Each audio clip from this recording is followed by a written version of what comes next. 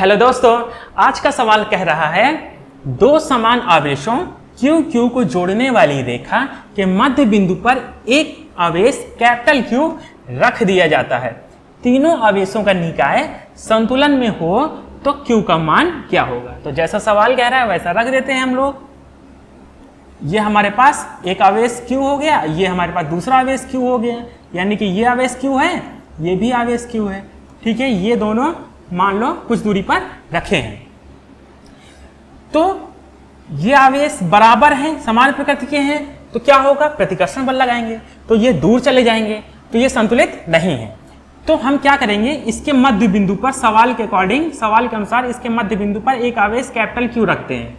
तो capital Q रखने पर ऐसा हो जाता है कि जो लगने वाला प्रतिकर्षण बल था ना, वो निरस्त हो जाता है। ठीक है, तो अब क्या है, ये तीनों आवेश का निकाय जो है क्या है, संतुलन की अवस्था में है।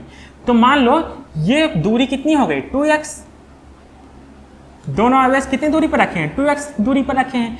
तो यहां से यहां तक की बीच की दूरी x और इसके मध्य बिंदु से इधर की बीच की दूरी भी x हो जाएगी। ठीक है, तो पहले ये बताइए, एक बल लगेगा F1 जो कहां से कैसे लग रहा था, मान लो F1 लग रहा था Q और Q के बीच, Q और Q के बीच प्रतिकर्षण बल लग रहा था, उसको मान लेते हैं F1।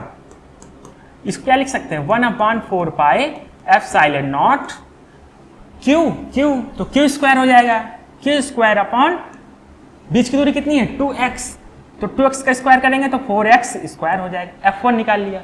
ठीक है, ये प्रतिकर्षण बल लग रहा था। ठीक है, तो अब इस प्रतिकर्षण बल लग रहा था, तो इसको निरस्त करने के लिए हमारा एक Q रख दिया गया। तो इसका मतलब ये हुआ कि इस आवेश को संतुलित कौन कर रहा है, इस बल को संतुलित कर रहा है ये वाला बल।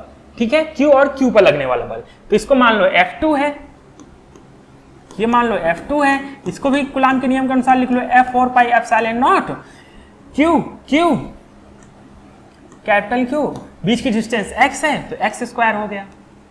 ठीक है, अब निकाय कह रहा है संतुलन की अवस्था में। संतुलन की अवस्था का मतलब ये है कि F1 प्लस F2 क्या होना चाहिए, दोनों का योग 0 होना चाहिए, तभी क्या हो जाएगा, संतुलन की अवस्था में ये निकाय हो जाएगा। मतलब कहने का, अब ये आवेश इधर उधर न भागेंगे नहीं, ऐसा आवेश क्यों रख दिया गया है। तो दोनों बलों का योग क्या होना चाहिए, 0। तो दोनों बलों का योग 0 कर दो, तो 1/4 pi epsilon naught Q square upon 4x square plus F2 कितना है, 1/4 pi epsilon naught Q upon x square is equal to 0।